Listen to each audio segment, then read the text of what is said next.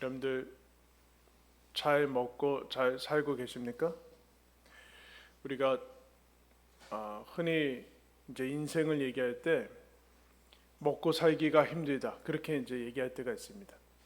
그럼 다른 많은 그 동사들하고 활동이 있을 텐데 먹고 사는 거와 먹는 것과 사는 것을 연결을 시켰습니다.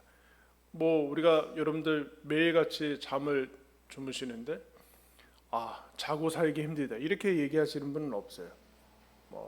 그러니까 먹는 것과 사는 것을 거의 이제 동일시하는 그것을 그만큼 이제 중요시 여겨지는 것이죠. 그리고 남들한테 좋은 분명히 좋은 말인데 좋은 의미로 하지는 않죠. 뭐라고요? 잘 먹고 잘 살아라. 이거 칭찬인가요? 근데 거기에서도 먹는 거와 사는 것이 연결이 되는 것을 봅니다. 여러분 우리가 태어나서 죽을 때까지 우리는 먹을 겁니다. 근데 그러면 먹고 산다는 것은 무슨 의미가 담겨져 있는가라는 것을 오늘 본문을 통해서 함께 살피도록 하겠습니다. 우리가 잘 아는 오병이어의 기적이 바로 앞에서 이제 마태복음 14장에서 이미 살펴봤습니다. 이제 전 사복음서에 다 들어있는 것이 오병이어의 기적인데 의외로 오늘 우리가 읽은 이 말씀은 흔히 이제 칠병이어라고 하죠.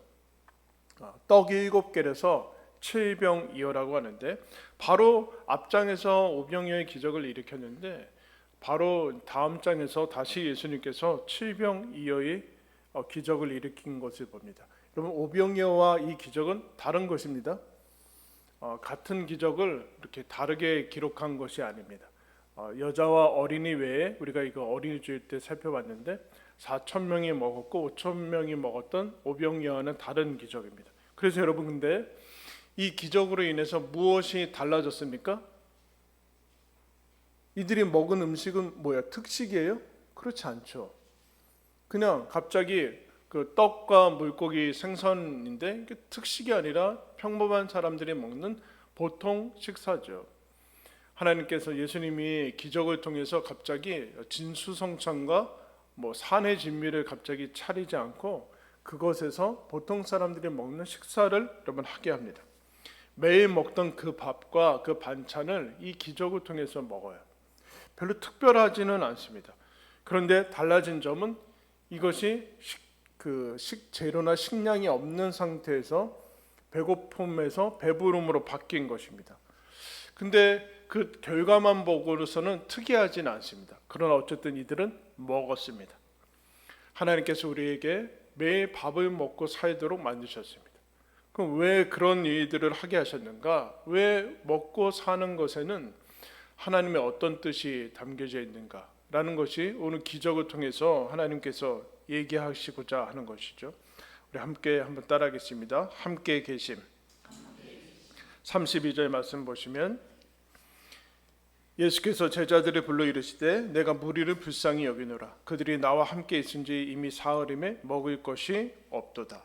여러분 밥을 먹고 산다는 것은 하나님이 우리와 함께 하고 계신다는 뜻입니다. 주님께서 우리와 함께 하신다는 그 증거가 우리가 먹고 산다는 증거입니다. 근데 여러분 오늘 우리가 읽은 말씀에 좀 낯선 장면이 이제 나오고 있죠. 예수님하고 같이 있었는데 여러분 어때요? 밥이 떨어집니다. 예수님하고 분명히 같이 있었는데 예수님하고 그것도 하루가 아니라 사흘이나 같이 있었는데 여러분 식량이 떨어지고 쌀이 떨어집니다. 이럴 수 있는가? 예수님하고 같이 있지 않은 것이 아니라 같이 있었는데 왜 이런 것들이 일어나는가? 여러분 그러면 이 사람들이 집에 안 가고 쌀이 떨어지는 것을지도 모르고 쌀이 떨어지는지도 모르고 있었을 수도 있고 또 쌀이 떨어질지라도 사흘 동안 집에 안 가고 예수님하고 있었습니다. 그럼 뭐 하고 있었을까요? 앞에서 우리가 살펴봤지만 병이 든 사람들은 병 고침을 받았고 그리고 그러면 가지 않고 뭐 하고 있었는가? 우리가 상상하기로는 예수님이 제자들에게 주셨던 그 말씀들 이들에게 3일 내내 하나님의 말씀을 여러분 주셨겠죠.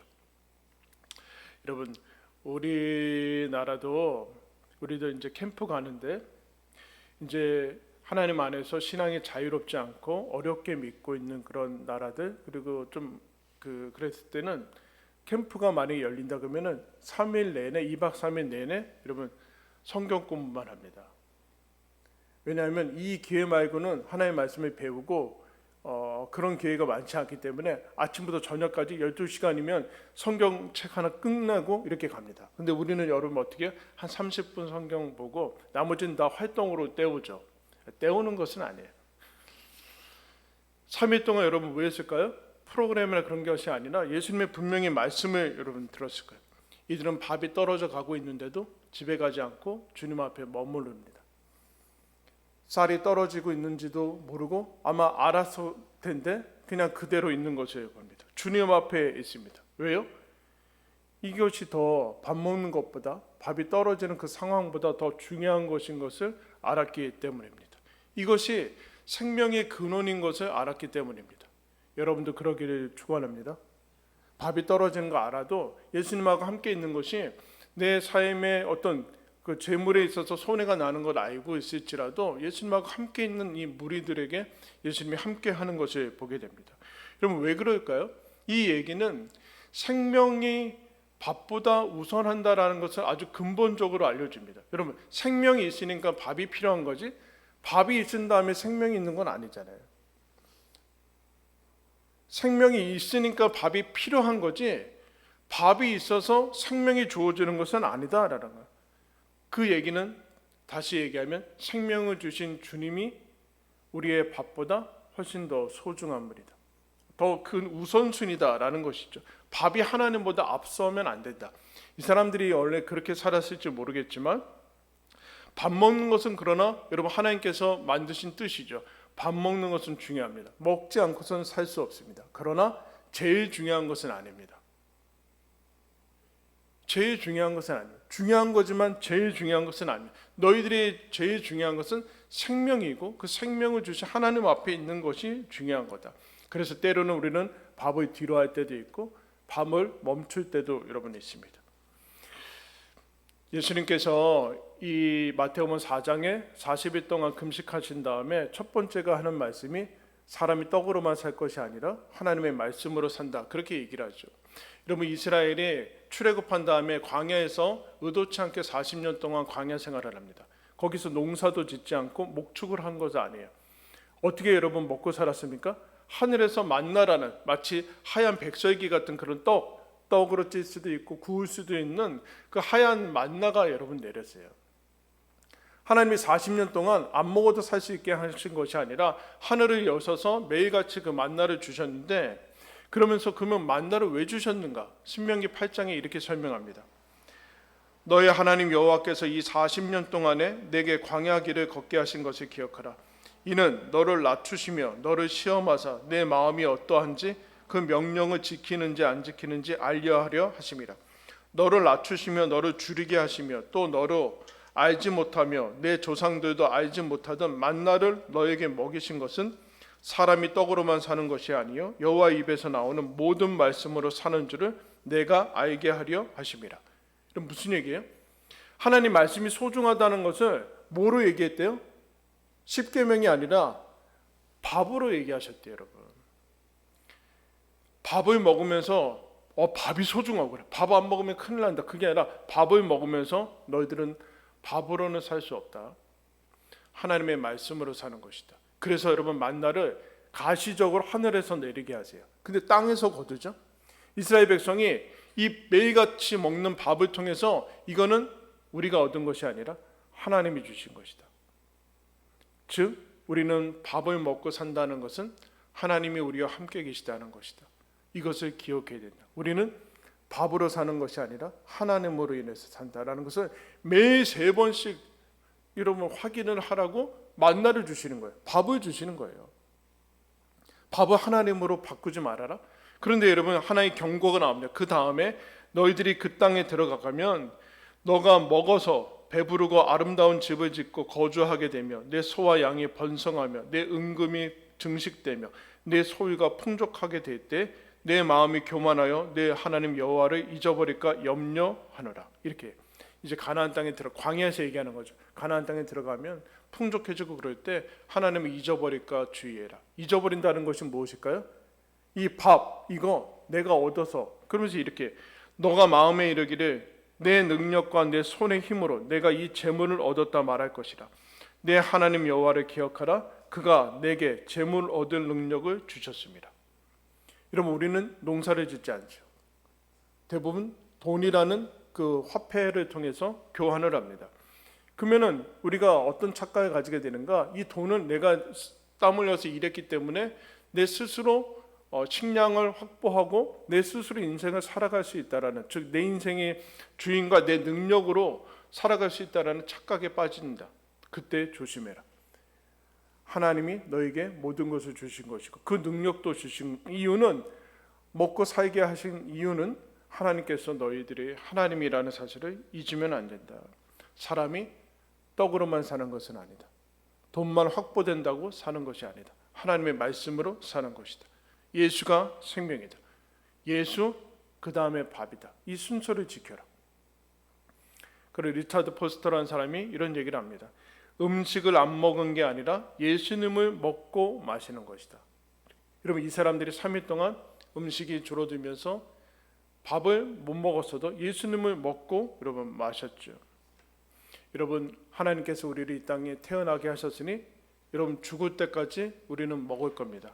아멘. 우리는 다른 나라와 다르게, 어려운 나라와 다르게 우리는 굶어 죽는 사람은 없을 겁니다.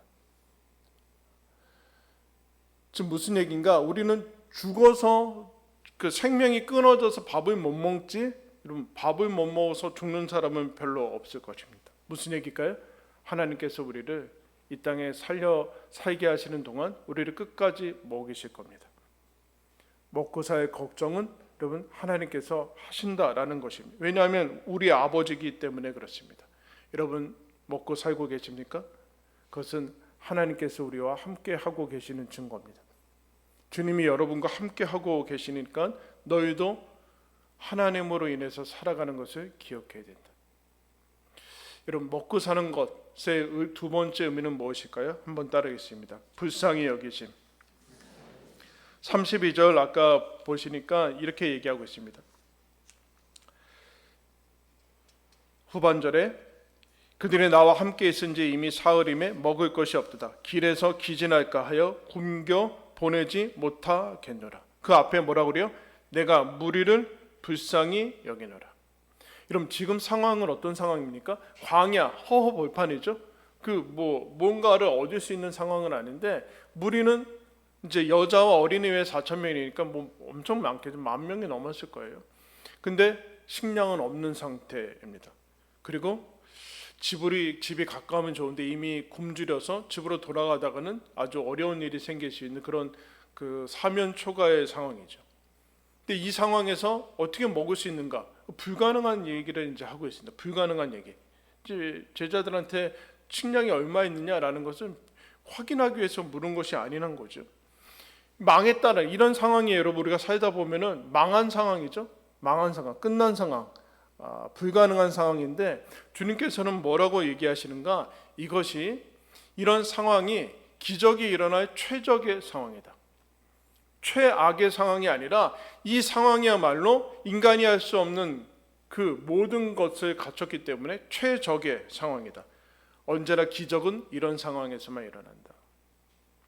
풍족하거나 아니면 내 힘으로 할 수 있는 그런 조건이 형성됐을 때는 여러분 기적은 일어나지 않습니다. 왜냐하면은 그런 것이 갖춰져 있을 때는 사람은 신기하게도 믿음을 발동을 안 해요. 내 힘으로 먹고 살 수 있어 라는 이런 교만함이 들어가서 하나님을 힘써 의지하는 믿음이 발동하지 않기 때문에 기적이 일어나지 않습니다. 그러므로 여러분 이때 불가능하고 불가하고 내 힘으로는 안 되고 하는 그때야말로 하나님의 기적이 일어날 때다. 그러니까 칠병이요, 광야, 10,000명이 넘는 사람들 굶어 가고 있는 이 상황, 그러나 먹을 수 없는 이 상황은 한번 따라 있습니다. 기적의 마중물이다. 이런 마중물 뭔지 아세요? 오래된 사람이에요. 펌프 아세요? 펌프? 옛날에 한일 펌프가 유명했는데 아시는 분들은 오래된 사람. 펌프가요 오래 지나면 안 나와요. 네? 수돗물 나오기 전에. 근데 물을 한 바가지 부어야 돼요. 그래야지만 펌프가 나옵니다. 그걸 마중물이라고 하죠. 몰랐어요? 어려가지고 그 마지막에 질병이요, 광야, 불가능한 상태는 기적의 마지막에. 그러니까 낙심하지 말고 절망하지 말고 그때야말로 하나님의 기적을 기대할 때다. 내 힘으로 여태까지 하다가 내 힘으로 안 되니까 그때 포기하지 말고 그때야말로 정신 차리고 하나님의 역사를 기대할 때입니다. 여러분, 이스라엘 백성이 출애굽할 때 하나님께서 어디로 몰고 가십니까? 출애굽 멋지게 하지 않습니까? 장자가 다 죽어나가는데 이스라엘 백성은 구별돼서 출애굽하는데 어디로 몰아가요? 하나님께서 홍해 앞으로 몰아가세요. 애굽 백성, 애굽의 군사들이 이스라엘 백성을 이제 쫓아오면서 뭐라고 하는가? 저들은 드디어 광야에 갇혔다. 이제 가서 우리가 멸하면 된다. 광야에 갇혔다. 그렇게 얘기해.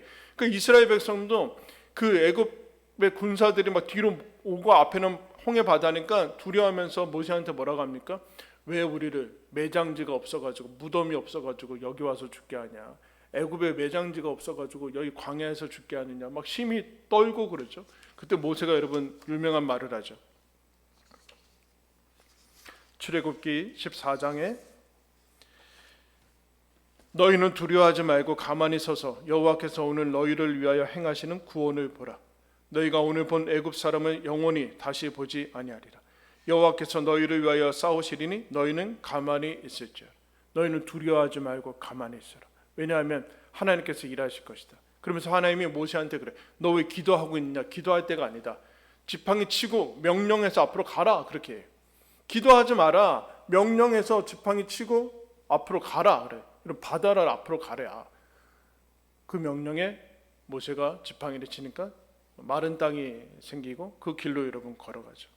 하나님이 싸우신다라는 얘기예요. 여러분, 오늘 우리가 읽은 말씀에 기적 전과 후가 여러분 달라지는데, 기적 전에 배고프고 불가능한 상황에 모든 사람이 먹고 음식이 남을 정도의 풍성함이 있는데 그 가운데 여러분 뭐가 통과되고 무엇이 개입됩니까? 예수 그리스도가 불쌍히 여기죠. 예수의 사랑, 긍휼이 거기에 개입됩니다. 여러분, 기적이 일어나는 이유는 우리의 치성이나 아니면 노력이 채워져서가 아니라 하나님이 우리를 사랑하시고 긍휼히 여기시고, 이 긍휼은 창자가 끊어지는 거, 우리가 아는 것처럼 단장의 뭐 그런 거 아니에요. 단장, 창자가 끊어지는 것 같아요. 여러분, 배고픈데 뭐 창자가 끊어질 정도예요? 그렇지 않죠. 여러분, 부모가 여러분 자녀를 볼 때 며칠 동안 밥 못 먹었으면 그거는 뭐 그 마음으로 예수님이 거기에 이들의 고난에 동참합니다. 불쌍히 여기셔서 이 기적이 여러분 일어나는 겁니다. 이 기적으로 먹고 사는 겁니다. 여러분, 무슨 뜻일까요? 여러분, 먹고 살고 계십니까? 하나님이 여러분을 사랑하고 있다는 증거입니다. 하나님이 나를 불쌍히 여기고 있다는 것. 불쌍히 여긴다는 것은 나를 자녀로 긍휼히 여긴다는 뜻이에요. 먹고 살고 있다는 것은 그 과정에 우리의 노력과 땀과 그리고 수많은 과정을 거치지만 그 가운데 가장 중요한 예수의 사랑이 여러분 개입돼서 우리가 먹고 사는 겁니다. 그러므로 매일같이 여러분 먹고 살아가는 그 힘이 힘겨울지라도 내가 지금 예수 그리스도의 사랑을 받고 있구나 라는 사실을 여러분 기억하시기 바랍니다. 우리가 먹고 산다는 것은 어떤 뜻일까요? 한번 따라하겠습니다. 내어주심. 35절 말씀에 보면은 예수께서 무리에게 명하사 땅에 앉게 하시고 떡 7개와 그 생선을 가지사 축사하시고 떼어 제자들에게 주시니 제자들이 무리에게 주매 다 배불리 먹고 남은 조각을 7 광주리에 차게 거두었더라. 땅에 앉히십니다. 그리고 축사, 감사하기도 하십니다. 하늘을 여시는 것이죠. 땅에 앉히시고, 땅에 봤자 아무것도 없어요. 근데 하나님께서, 예수님이 하늘을 우러러 보시고 감사 기도를 합니다. 얘기했죠, 여러분? 기적 전에 감사해라. 응답 전에 감사해라. 어떤 일이 이루어지기 전에 감사하는 거예요. 하늘을 문을 여시는 것을 봅니다. 왜 여러분 이 기적, 바로 앞에서 오병이어 기적 일으켰으면은 알아서 한 3, 4일은 여러분 또 뭐 준비해가지고 좀 준비해야 되는 거 아니에요? 이 변변치 못한 이 사람들 좀 준비성도 있고 그래야지 좀 식량 떨어지지 않게끔 하고, 아니면 그 전에 가던가 뭐 이렇게 해야 될 거 아니에요. 근데 또 떨어져가지고 이러고 있어요.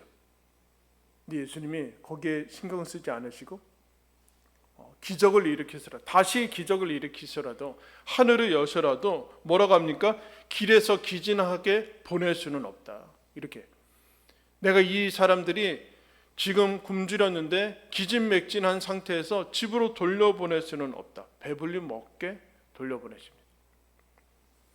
그리고 어떻게 하십니까? 떼어주신다고 얘기해요. 떼어주시는 건 뭐라고 했어요? 예수 그리스도의 희생이라고 얘기했어요. 이런 불쌍히 여긴다는 것은 마음만 동하는 것이 아니라 그냥 심정적으로만 안타깝게 여기는 것이 아니라 실제 자기 자신을 주어주시는 겁니다. 주시는 거예요. 내어주시는 거죠. 여러분, 우리가 어떻게 먹고 살고 있습니까? 예수님의 희생 때문에 살고 있는 거예요. 예수님의 희생 때문에 살고 있는 거예요. 우리가 살고 있다라는 뜻은 예수 그리스도의 십자가의 희생으로 우리가 생명이 연장될 뿐만 아니라 영원한 생명을 얻는 것이죠. 이 기적이 일어나는 이유는 내가 너희들을 위해서 내가 죽어서라도, 기적을 일으키서라도, 하늘 문을 여서라도 내가 죽어서라도 너희들을 살릴 것이다. 그것을 위해서 너희들에게 내어줄 것이다. 밥이 죽어서 너희들을 살리듯이 내가 죽어서 너희들 살릴 거다. 내가 하늘에서 내려온 새로운 양식이고 영원한 양식이다. 그런 얘기를 하는 거예요. 주님께서 어떠한 사랑으로 우리를 사랑하셨는가? 요한일서에서 이렇게 얘기합니다. 아버지께서 어떠한 사랑을 우리에게 베푸사 하나님의 자녀라 일컬음을 받게 하셨는가? 하나님의 사랑이 우리에게 이렇게 나타난 바 되었으니 하나님이 자기의 독생자를 세상에 보내심은 그로 말미암아 우리를 살리려 하심이라. 사랑은 여기 있으니 우리가 하나님을 사랑한 것이 아니요 하나님이 우리를 사랑하사 우리 죄를 속하기 위하여 화목제물로 그 아들을 보내셨음이라. 살리는 사랑이 여러분 이 기적을 통해서 일어나는 것이죠. 여러분, 먹고 살고 있습니까? 먹고 살고 있다는 것은 예수의 희생과 고난을 통해서 내가 너희를 영원히 살게 할 것이다. 죽지 않게 할 것이다. 굶지 않게 할 것이다. 가만 놔두지 않을 것이다. 내가 너희들 죽는 거 보고 있지 않을 것이다. 내가 죽어서 너희들이 영원히 살게 할 것이다. 그거 밥 먹으면서 늘 기억해라. 그 얘기하는 거예요. 여러분, 우리가 먹고 사는 게 얼마나 힘듭니까? 힘겹고 이 삶의 굴레에서 빨리 편안하게 벗어나고 싶고 하는 그 생각이 드는데, 여러분, 하나님께서 우리에게 먹을 수밖에 없도록 만드신 이유는, 먹고 살고 있다는 뜻은 예수님이 지금 우리 인생과 함께 하고 있다라는 뜻입니다.